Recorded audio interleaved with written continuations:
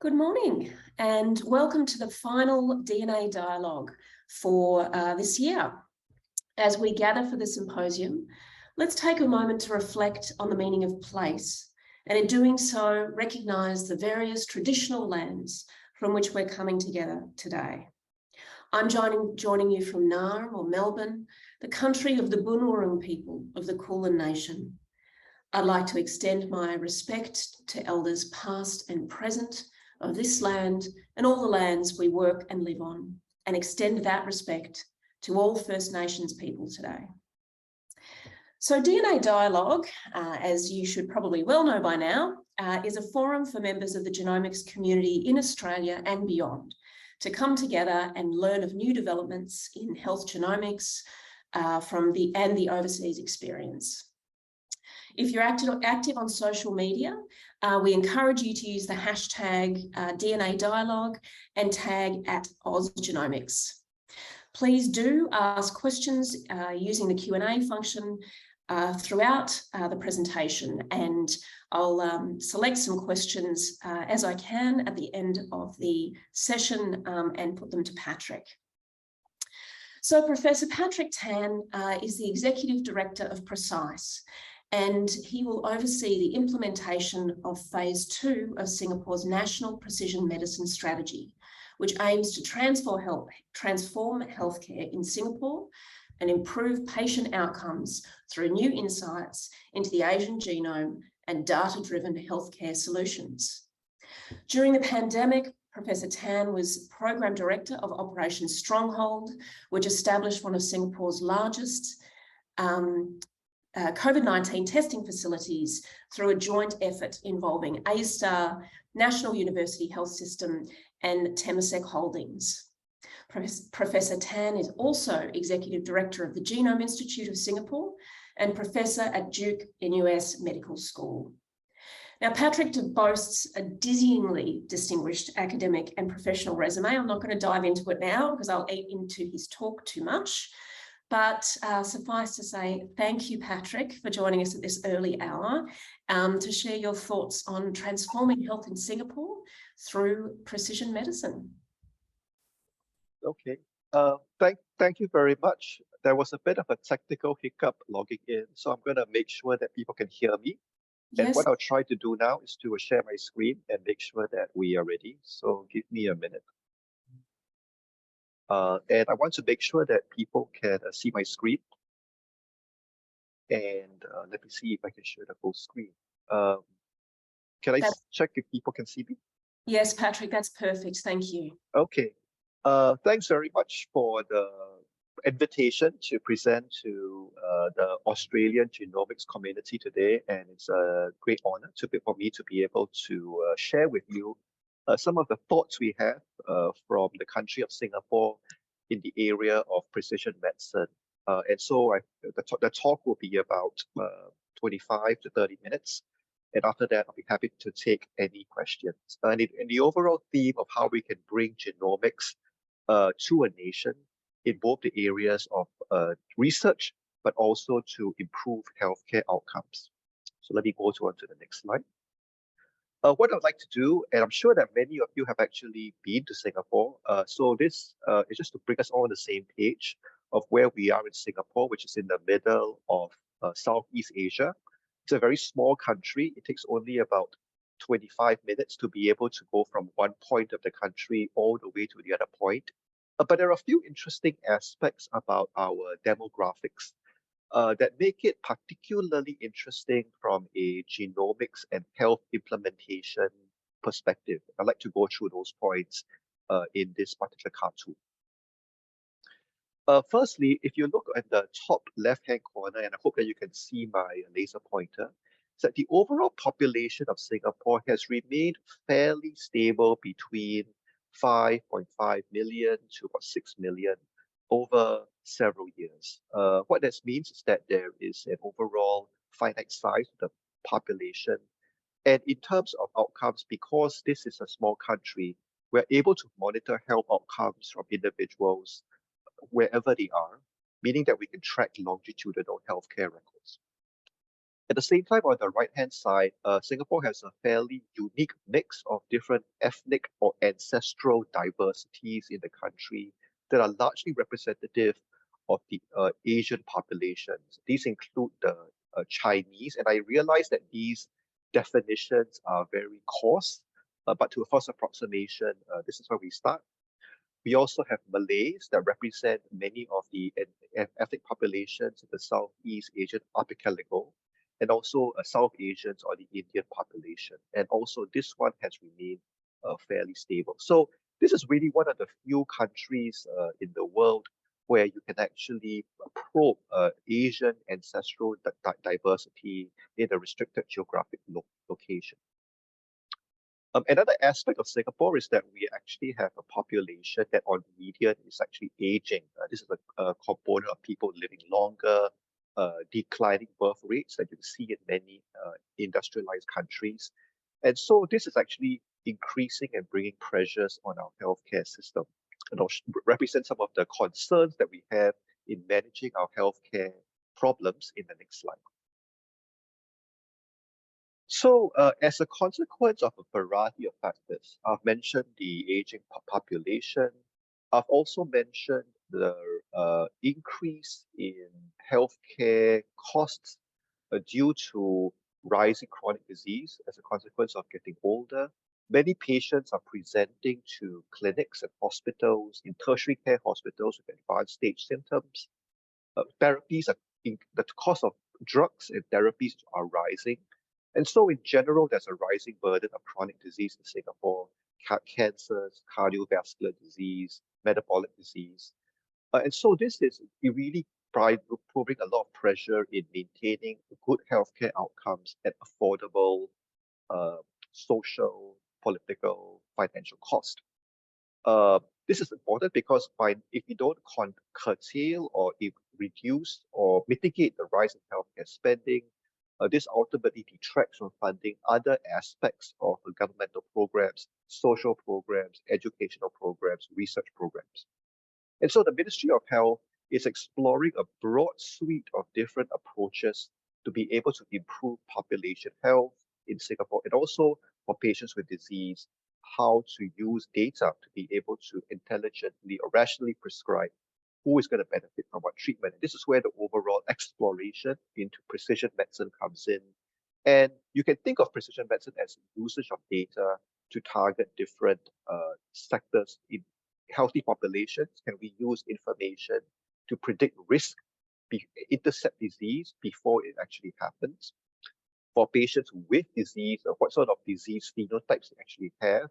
Many diseases are a spectrum of different molecular entities, and therefore we can begin to use those to be able to intelligently rationalize who should be treated with what. This has to be generated for Singapore because, as I said, of the Asian diaspora that we have. But this is also important because a lot of this information from Asian populations, starting with genomics, but if you overlay that with clinical phenotypes and other types of phenotypes, this is actually very underrepresented, as you can see from the right-hand side. And I'm sure that this particular audience is quite well aware of the emerging concern in the global genomics community about the lack of diversity in these studies that ultimately prohibits certain groups from benefiting from this technology. But even from a research standpoint, we now know that the combinations of different ethnic groups in genomic data can improve research findings by improving fine-scale mapping, increasing the ability to find new variants associated with disease. So collectively, we think that by doing this for Singapore, we can also contribute to the world dialogue on increasing the genomic representation in the global genomics community. So the program that we have is a 10-year program. It started about 4 to 5 years ago in 2017, and it's a 3-phase program. So we call this the Singapore National Precision Medicine Roadmap. In the first phase, which has been completed, and I'll give you some highlights from that, we call it phase 1.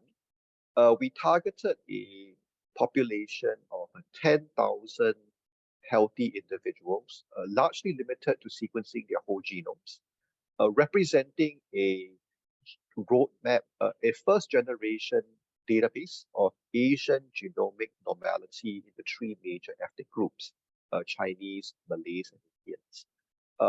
And so this was initially a step at asking the question, could we scale to develop genomic data at scale? And this lays the foundation of genetic normality for subsequent studies to be performed. We're currently in the sort of like the start of phase 2, 21 to 2022, where we're now scaling up to cohorts of 100,000 individuals. And I'll talk a bit about that strategy. And also thinking about how to bring genomics into mainstream clinical implementation and thinking about providing frameworks on how we can intelligent, does a particular genomic test make sense in the Singapore setting. And thirdly, we're going to the planning phase for a phase 3, which will have an aspirational target of targeting 1 million individuals. And we're still in the thought process of thinking about what are the combinations of different studies we could embed that will ultimately bring up to that figure of 1 million. And so this is a roadmap that guides what we want to do across a period of 10 years. And at the bottom, in addition to the science, which is sequencing and the research, there's also a host of community activities, legal activities, ethical, social activities that we are doing to be able to prepare the ground, the community, the Singapore public stakeholders, the healthcare system for the launch of precision medicine at scale. And I'll talk a bit about how we're going a bit about that in some of the community engagements. So this is a overall roadmap. Obviously, there's a lot of deep dives in each aspect. I'd like to go through some of these points in the next few slides. So this is obviously a whole of government effort. It's a whole of Singapore effort.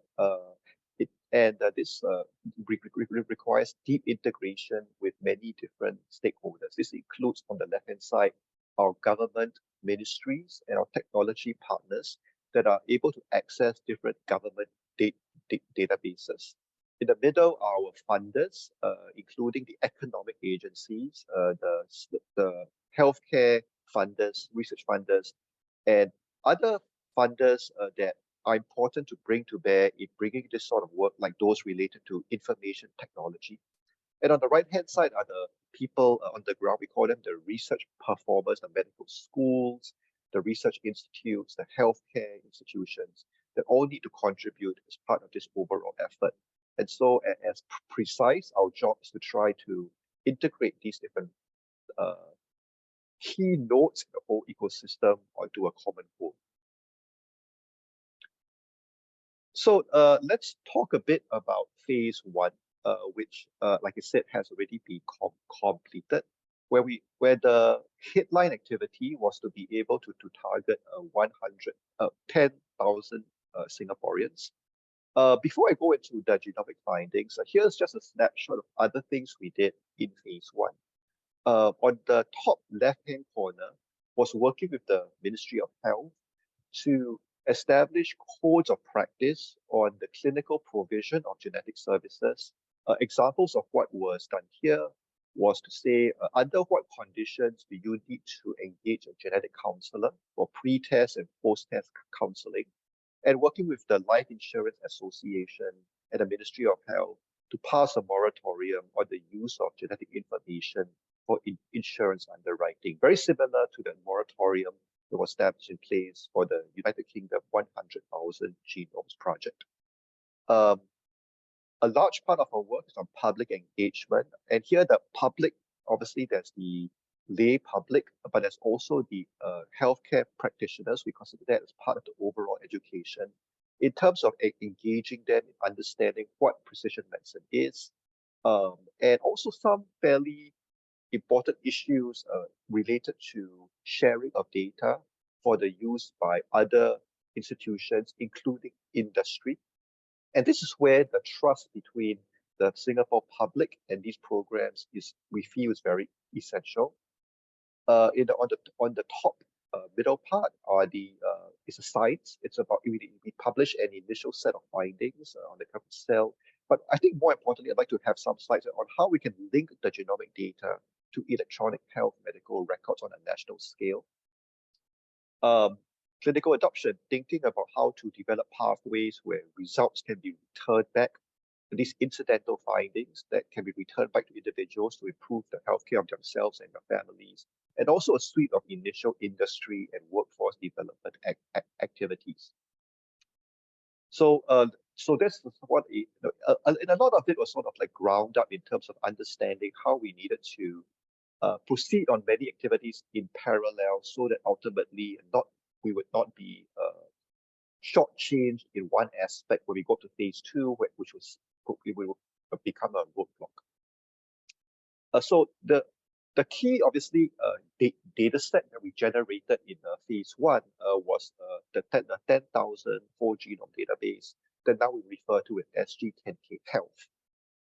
So there's a nice cartoon showing the different aspects, but I'll highlight for this particular group some of the points that may be of interest. So to establish SG10K Health, we actually amalgamated 6 different research cohorts in Singapore. Most of these are in the adult population, but there was one particular population, which was a newborn cohort, which we also included. And it's very interesting to see the differences in genetic burden between the newborns and adults. And there are some interesting differences, particularly in cancer susceptibility genes. Because remember, the adults, when they are enrolled, are defined to be free of disease, to a first approximation. We also generated, and we're currently still exploring the relationship between the genome, and because we also generated DNA methylation array data on all 10,000. We're currently using that to look at things like methylation QTLs, impacts of aging. Most of you will be aware of a DNA methylation clocks, and also in a very limited set of about 20 to 30 phenotypes associated, blood pressure, demographics, height, and weight, simply to establish how do we do these genome-wide association studies at scale. The information on this, just to highlight one particular data slide. So here's a PCA map. I'm sure that most of you have seen this in different versions on the left-hand side, where we map the Singapore genomes, the Chinese, the Indians, Malays, onto a world map as personified by the 100,000 Genomes Project.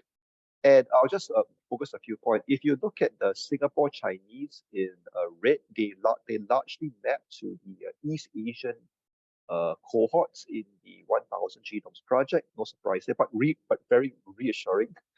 The South Asians map to the Indians map across to the 100,000 genome South Asians. Again, quite surprising, but we fleshed it out a bit more. But interestingly, the Malay populations that shown in green are totally new and really not represented in 100,000, the 1,000 genomes. So this already shows that this is a very poorly understood cohort of where the genetics is actually not seen in global databases. So immediately showing, I think, that we can provide value to global efforts. I won't go through all of the tables here, but suffice it to say that many of the variants that we're seeing, this is only the SNPs and the small indels are actually novel, not seen in NOMAD or dbSNP. Obviously, this is a shifting target as more and more data comes in. But we suspect that when we look at this and we expand to other types of genomic variants, like structural variants, we will actually see even more novelty. Some of this will be private, and only seen in one individual, but some of them will be population specific as well. And obviously, there's a lot of research that we can do to look at these different aspects. One paper that has come up very recently has been to look at the medically relevant genome as defined by ACMG in the Singapore population. And into approximation, if we look at the list V3.0 from ACMG, about 3.4% of Singaporeans have an actionable mutation. This is it seems to be a bit high to me, but I think that we need to validate that when we go up to 100,000 genomes. But I think there are some interesting points to highlight on the left-hand side, that there are certain high-risk genes like BRCA that seem to be broadly represented well across the three ethnic groups. But there are other alleles like those related to familial hypercholesterolemia that show interesting patterns of preference in one population compared to the other. So there is LDLR, ApoB4. If you look at MYBPC3, which is a cardiac disease gene, that seems to be more represented in South Asia. So I think these prevalence frequencies also informs how you would perhaps perform screening for these individuals, because the rate of the pickup is going to be different in different ethnic populations. I talked a bit about ethnicity and ancestry being a very coarse term. And one interesting aspect is that by now looking at the genome, one can also begin to understand how one feels about one's own ancestry, self-reported ancestry, versus what the genome tells you.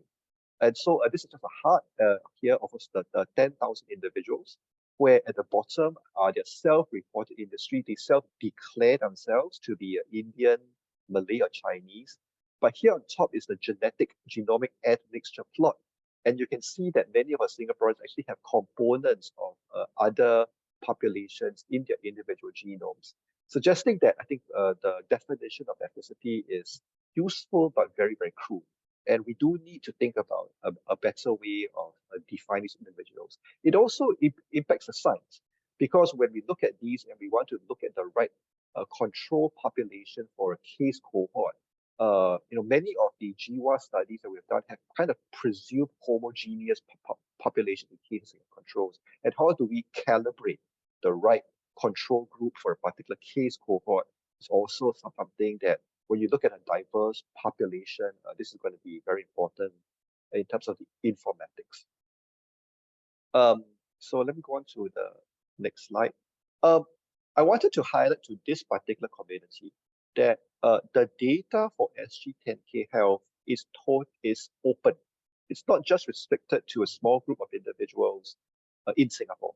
There are a number of ways that one can access the information.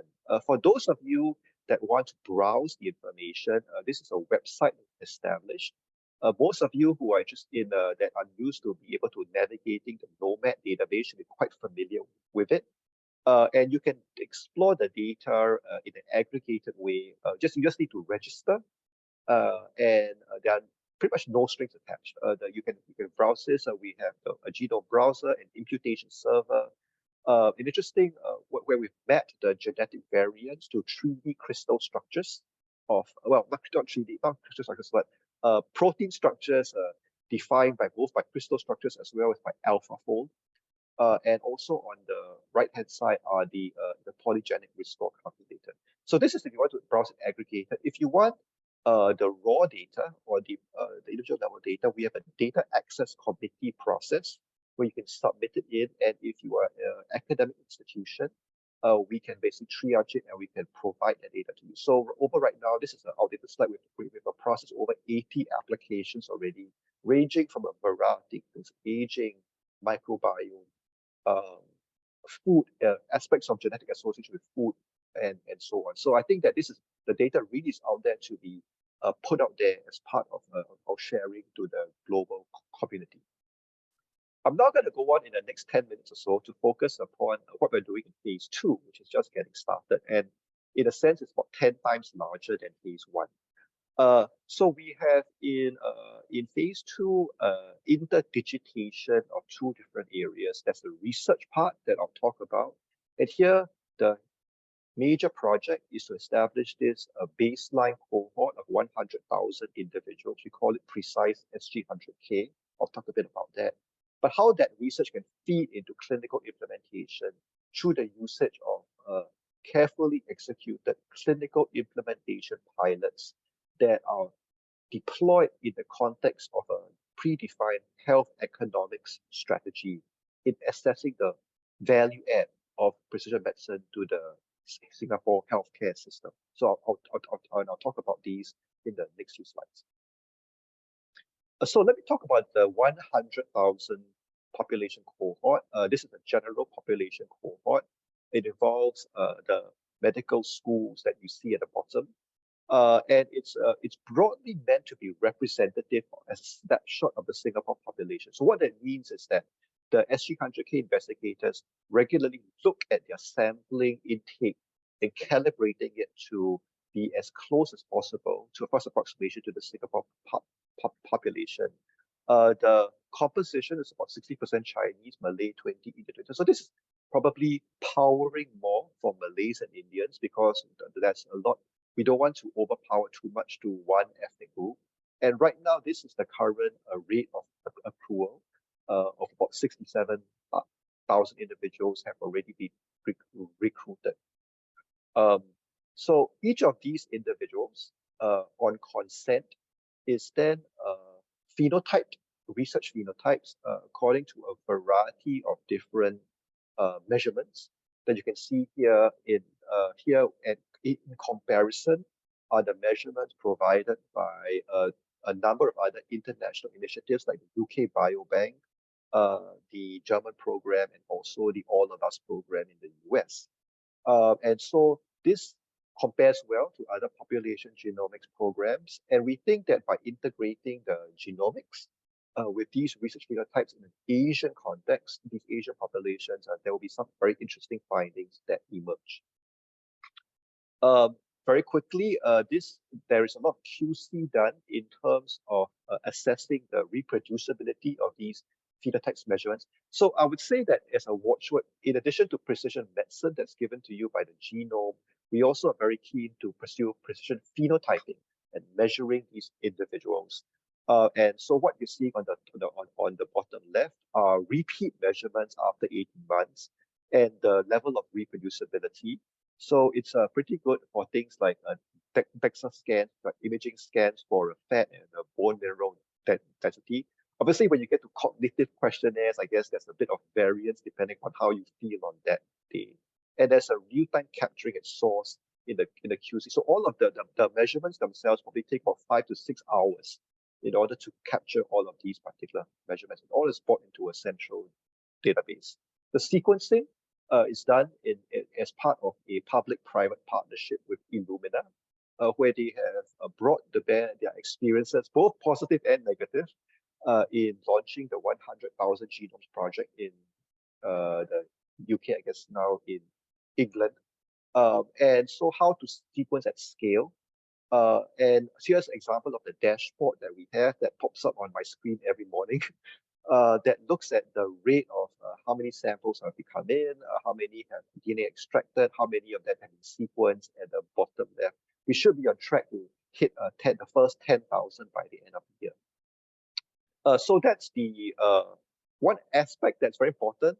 And this is where I want to call out a very strong collaboration with Australia and Australian Genomics, is that we are working with Australian Genomics as part of the Global Alliance for Genomics and Health to establish common standards for what is a high quality whole genome sequence in terms of the overall metrics, because there are many metrics, and but which of these are most critical to enable downstream research. So this is an effort that we're working with them such that one can build in these WGS quality metrics as part of the overall production pipeline, so that ultimately the data that you generate in your population cohort can be interoperable with other population cohorts.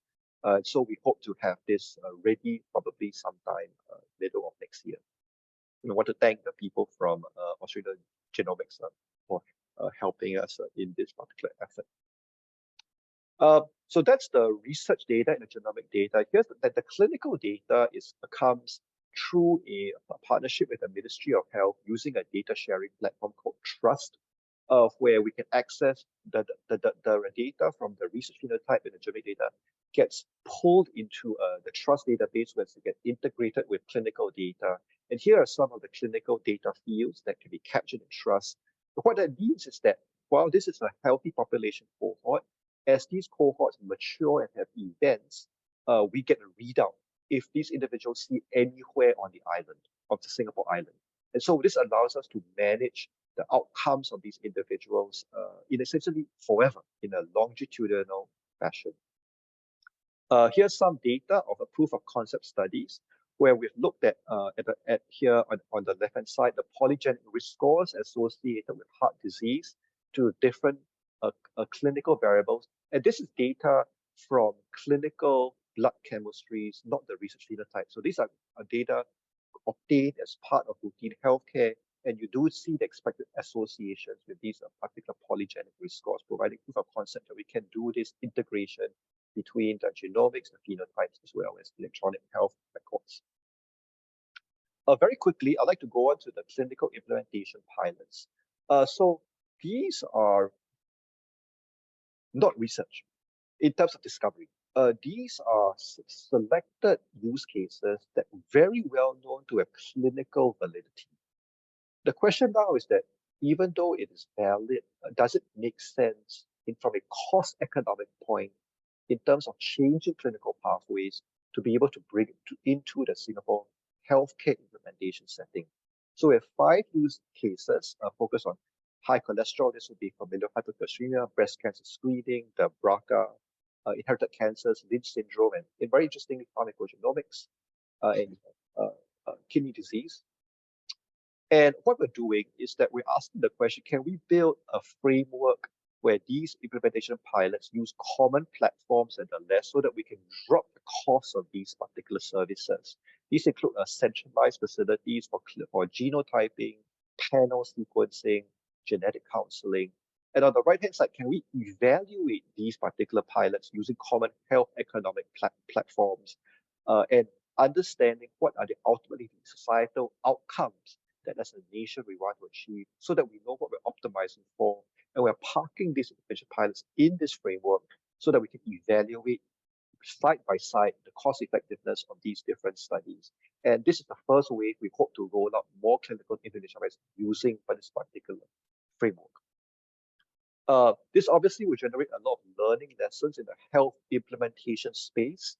And this is also going to be a very interesting new set of information that is perhaps a bit distinct from the research discovery aspect that will emerge from Precise 100K, although we hope that findings from that will ultimately flow into this clinical implementation framework. So this is my last slide. I'd like to thank you for the time where I try to highlight some of the value propositions that a national program for Singapore can bring to bear for the global genomic medicine community in terms of our diversity, our linked phenotypic data, health data, contemporary informed consent forms that enable data sharing.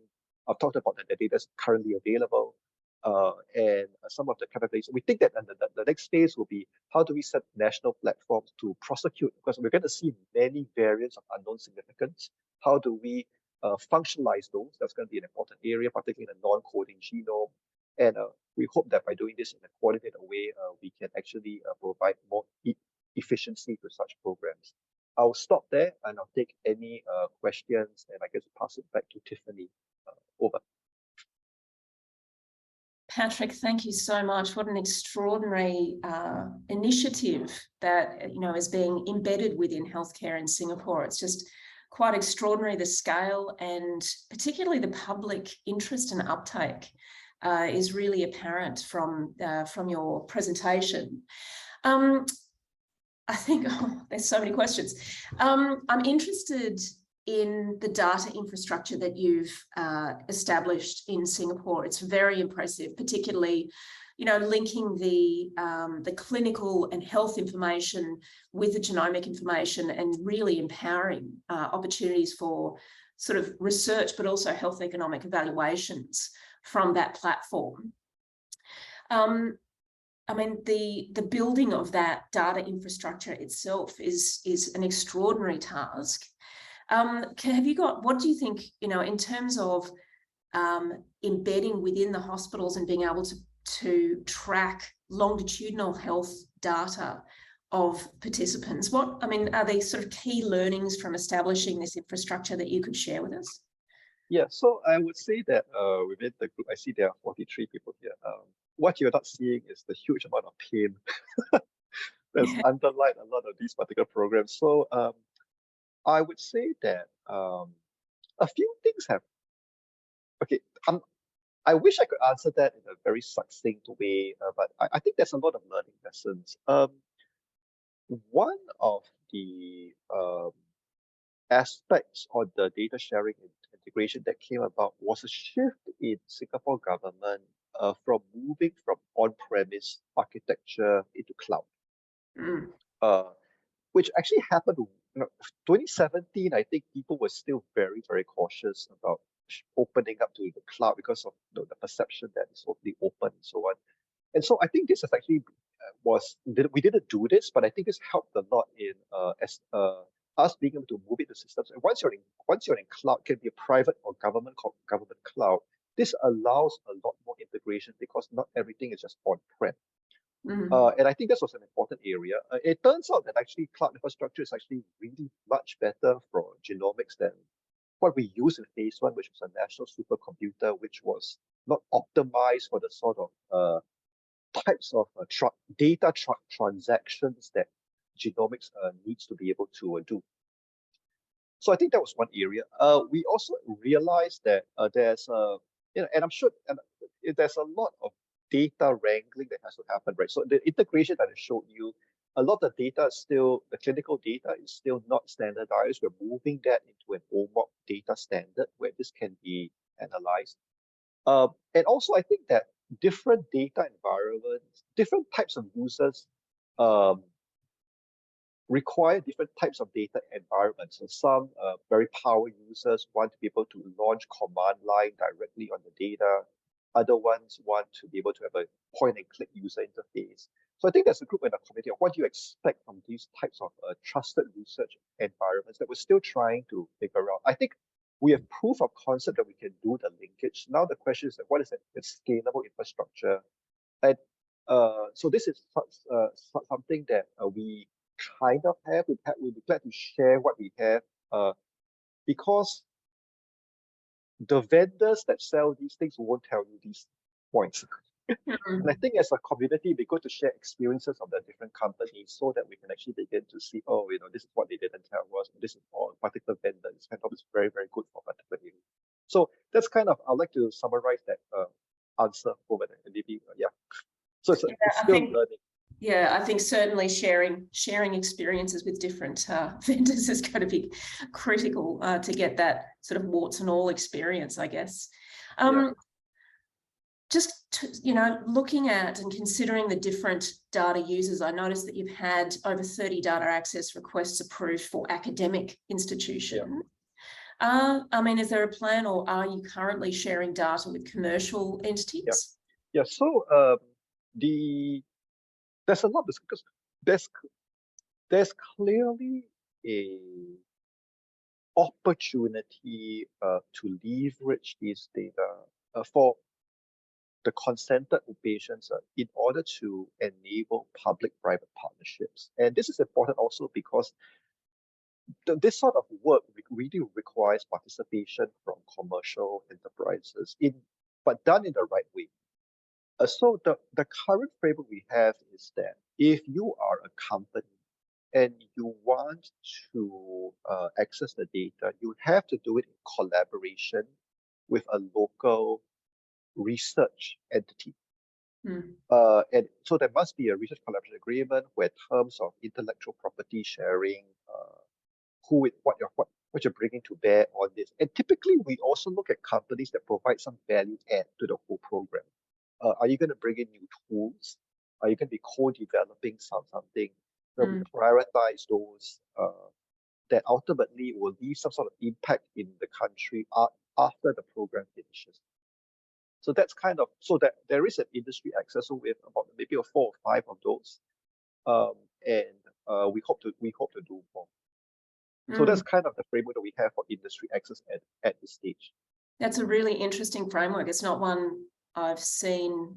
There's a lot of discussion at the moment about preserving public trust with these large population scale genomic initiatives, and at the same time, the need for those commercial relationships to industrialize the scale that we're approaching genomics with. So that's very interesting. And I did I was amused by the image of you sort of getting the Illumina dashboard on your computer every morning and hitting refresh for the number of participants recruited. All right, so we've got a couple of questions, I mean, again, about the data. There's also one around polygenic risk scores and sort of the clinical utility and how do you use polygenic scores in precision medicine? Yeah, so I think Farha has two questions. So I think for the first one, there was a question of what does medical affairs. So in the paper that I highlighted, we had a group that looked at the portion of the genome associated with medically relevant genes as defined by genes as defined by ACMG. But also when we converge our cardiologists and our neurologists and our cancer, it turns out that even our eye specialists, it turns out that all of these specialties has a favorite set of genes associated with their disease of interest that's not in ACMG. So we were able to collect maybe about 2,000 genes that represent Asian genomic medically relevant genes. And some of these actually are things like, for example, beta thalassemia. You know, this is very common. So that's a medically relevant gene, but it's, and so those are the things that we want to converge. So that's the definition of medically relevant. So that study wasn't a whole genome study. It was only focused on those genes and manual inspection of all the variants. There was quite a long work. The question on the polygenic risk scores, PRSs in our estimation are still very much a research tool. So we are using this now to take published PRSs from other populations into Singapore, the 3 different ethnic groups, seeing what's validated. We hope to generate more PRSs. The key question is this. And this was asked by our Deputy Prime Minister when we presented to him. It's like, okay, you have a high-risk population for disease X, it defines the PRS. Then what? What is the action that you would want to do? Is it more screening, which would then, which also has pros and cons? You know, if it's screening, that's more radiation for breast cancer. So how do you work out a clinical pathway that tells you how to act, and what's the clinical pathway that will change? It's I think very important when we think about how to implement these PRS or any genetic test in the clinic. What is the change in the clinical pathway, and will clinicians act on it? Is something to think about. So we know the PRSs work, that they define these populations. The question is that how do we bring those in a way to change healthcare pathways? I think still has not been quite worked out yet. Over. I think how daunting to have a Deputy Prime Minister that's asking such acute questions. I mean, good that they're engaged, but that's really daunting. With the population cohorts, so in the original cohort, about 10% were newborns. But then when you're moving to phase 2, they're all adults over 30. With the newborn screening, so return of results was part of that program as well. I'm sort of interested in that cohort. There's a lot of interest in genomic newborn screening currently in Australia, and determining appropriate return of results, etc., and what genes should be included. What was the strategy for return of results in this cohort? Yeah, so I will be upfront. Because phase 1 was really about proof that we could assemble these cohorts at scale. So it turns out that that birth cohort called Gusto is actually a very prominent cohort in Singapore because it's very, very deeply phenotyped. They're monitoring these individuals. It actually this was collected maybe about 13 years ago. So these individuals are moving into their teenage years now. We actually didn't return in that because the consent form for those individuals did not provide a return of incidentals. So we didn't return for the Gusto participants. We know that the variants are there, right? And but I think we are always dictated by what is in the informed consent form. We are thinking that phase 3 will probably have a newborn screening program. And you know, there's already newborn screening for metabolic conditions and so on. So I think that the data coming out from studies like the ones that we did, we're currently using the medically relevant findings to assemble some sort of panel for screen. Now, whether or not it's newborns or whether or not we offer it to the parents as a pre-carrier screening aspect, I think we're still trying to think through what is the target population that we would that's the best use of this, and we're still thinking about it, right? Yeah, it'd be really interesting to chat further with you and your colleagues about that strategy. I mean, we've just we're wrapping up currently a large reproductive genetic carrier screening study called McKenzie Mission, and just with the nature of genes included in genomic newborn screening lists, and the fact that they need to have an intervention, there's means to apply that information to an intervention or a therapy. The reproductive genetic carrier screening list can be much larger, of course. So sort of weighing up and evaluating the clinical and health economic impact of those two strategies in unison is going to be really important. So I think it's beyond the issue of technology now, right? It's a question of how do you price everything such that ultimately, ultimately it makes economic sense for the whole population, right? So these rare diseases are going to be $2-3 million per individual, and in terms of some like SMA drugs and so on, and yet they are there and they should rightfully be treated. But how do you as a society afford that cost? I think, and as more of these drugs come online, they're going to have high price tags. How do we balance those? It's going to be a very, so what we're trying to do is actually to price the benefits of a healthy person to the Singapore economy, right? If you save a life, how many more productive work years you have? So I think we want to have that dialogue on the beneficial benefits of health, right? So it's hard to price that because in our health economics systems we don't really have that in our systems. We've got a question around community engagement and how receptive have the different communities been to engagement with this program? So right now, in general, when we go to in general, we think that there is quite a positive engagement, mainly because it's largely seen as an overall government-led program. And in Singapore, people have quite a lot of trust in the government. I would say that so we've addressed different communities, community leaders, different leaders of different religious groups, and in general, I would say that if for people that want to use it to benefit their health and so on, it's fine. There are two areas that we see the trust dropping down.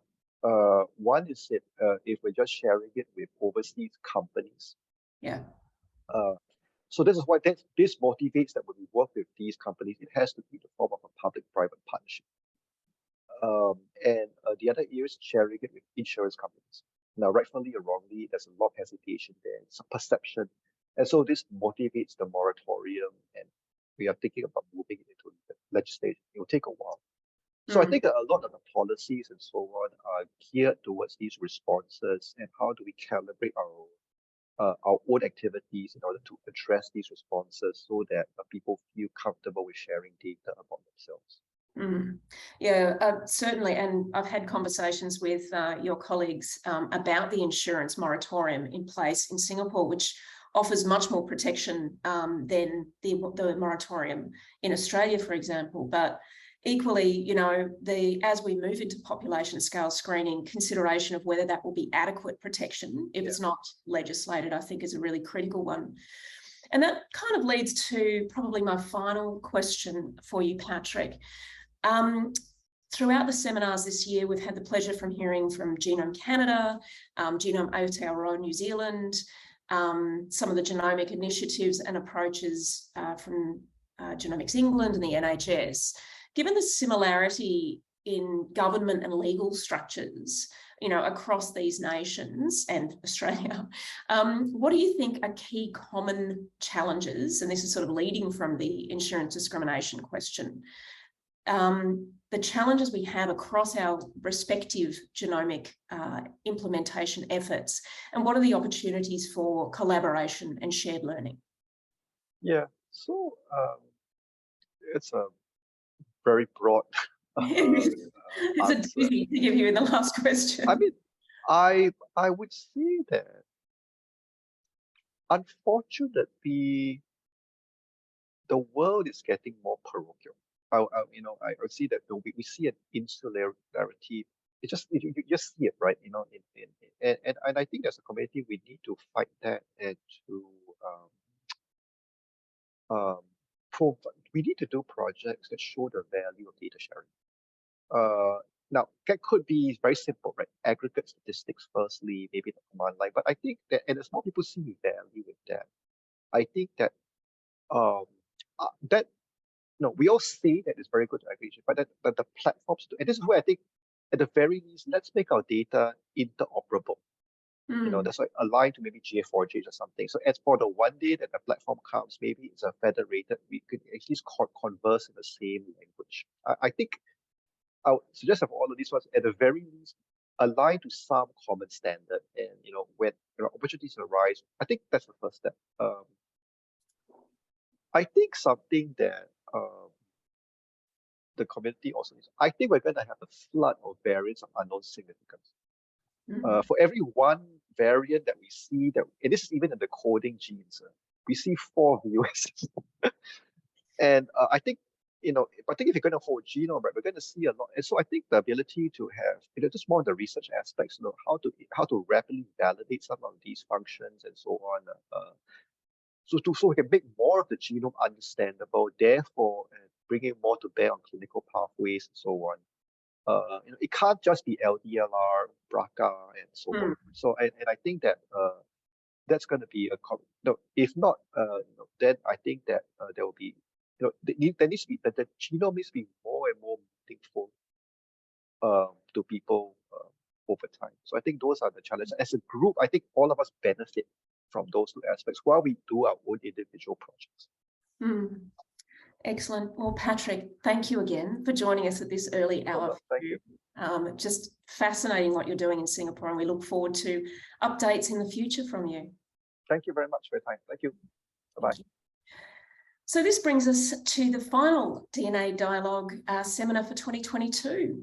The series will return in 2023. And based on your feedback, we'll be experimenting with convening sessions at different times of the day, still on the last Thursday of the month.